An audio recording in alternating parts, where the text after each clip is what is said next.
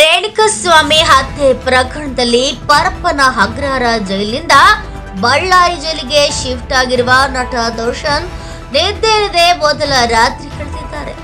ಪರಪ್ಪನ ಅಗ್ರಹಾರ ಜೈಲಿನಲ್ಲಿ ರಾಜ್ಯಾತಿಥ್ಯ ವಿಚಾರ ಸಂಬಂಧ ನಟ ದರ್ಶನ್ ಸೇರಿದಂತೆ ರೇಣುಕಸ್ವಾಮಿ ಹತ್ಯೆ ಆರೋಪಿಗಳನ್ನ ಬೇರೆ ಬೇರೆ ಜೈಲುಗಳಿಗೆ ಸ್ಥಳಾಂತರಿಸಲಾಗಿದ್ದು, ನಟ ದರ್ಶನ್ ಅನ್ನ ನಿನ್ನೆ ಬೆಳಿಗ್ಗೆ ಬಳ್ಳಾರಿಯ ಸೆಂಟ್ರಲ್ ಜೈಲಿಗೆ ಸ್ಥಳಾಂತರಿಸಲಾಗಿದೆ.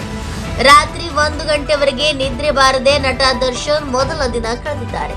ಬೆಳಗ್ಗೆ ಜೈಲಿನ ಮೆನುವಿನಂತೆ ಉಪ್ಪಿಟ್ಟು ಸೇವಿಸಿದ್ದಾರೆ. ರೌಡಿ ಶೀಟರ್ ಬೇಕರಿ ರಘು ಜೊತೆಗೆ ಬೆಡ್ ಮೇಲೆ ಕುಳಿತಿದ್ದ ದರ್ಶನ್ ಅವರ ಫೋಟೋ ವೈರಲ್ ಆಗಿತ್ತು. ಈ ಹಿನ್ನೆಲೆಯಲ್ಲಿ ಆ ಫೋಟೋಗೆ ಸಂಬಂಧಿಸಿದಂತೆ ದೂರು ದಾಖಲಿಸಲಾಗಿದೆ. ಜೈಲು ಅಧಿಕಾರಿಗಳು ಈ ಕುರಿತು ಪರಪ್ಪನ ಅಗ್ರಹಾರ ಪೊಲೀಸ್ ಠಾಣೆಗೆ ದೂರು ನೀಡಿದ್ದಾರೆ. ಆದರೆ ಈ ದೂರಿಗೆ ಪ್ರತ್ಯೇಕ ಎಫ್ಐಆರ್ ದಾಖಲಿಸಿಲ್ಲ. ಬದಲಾಗಿ ದರ್ಶನ್ ವಿರುದ್ಧ ಈಗಾಗಲೇ ಪರಪ್ಪನ ಅಗ್ರಹಾರ ಠಾಣೆಯಲ್ಲಿ ದಾಖಲಾಗಿರುವ ಎಫ್ಐಆರ್ಗೆ ಈ ದೂರನ್ನ ಸೇರಿಸಿಕೊಂಡು ತನಿಖೆಯನ್ನು ನಡೆಸಲು ಸೂಚನೆ ನೀಡಲಾಗಿದೆ. ಗುರುವಾರ ಬೆಳಗ್ಗೆ 10 ಗಂಟೆಗೆ ಬಳ್ಳಾರಿ ಜೈಲು ತಲುಪಿದ ದರ್ಶನ್ರನ್ನ ಪ್ರತ್ಯೇಕ ಸೆಲ್ನಲ್ಲಿ ಇರಿಸಲಾಗಿದೆ. ಬಳ್ಳಾರಿ ಕೇಂದ್ರ ಕಾರಾಗೃಹದಲ್ಲಿ ನಟ ದರ್ಶನ್ಗೆ ಮೊದಲ ದಿನ ರಾತ್ರಿ ನಿದ್ದೆ ಬಾರದೆ ತೊಂದರೆ ಅನುಭವಿಸಿದ್ದಾರೆ ಎಂದು ಹೇಳಲಾಗುತ್ತಿದೆ.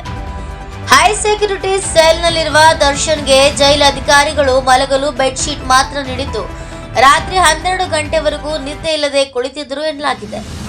ಇನ್ನು ಶುಕ್ರವಾರ ಬೆಳಗ್ಗೆ 6 ಗಂಟೆಗೆ ದರ್ಶನ್ ಎದ್ದು ಕುಳಿತಿದ್ದು, 6:30ಕ್ಕೆ ಭದ್ರತಾ ಸಿಬ್ಬಂದಿಗಳು ಸೆಲ್ ಓಪನ್ ಮಾಡಿದ್ದಾರೆ. ಸುಮಾರು 15 ನಿಮಿಷಗಳ ಕಾಲ ಸೆಲ್ ಮುಂಭಾಗದ ಪ್ಯಾಸೇಜ್ನಲ್ಲಿ ದರ್ಶನ್ ವಾಕಿಂಗ್ ಮಾಡಿದ್ದಾರೆ ಎಂದು ತಿಳಿದುಬಂದಿದೆ.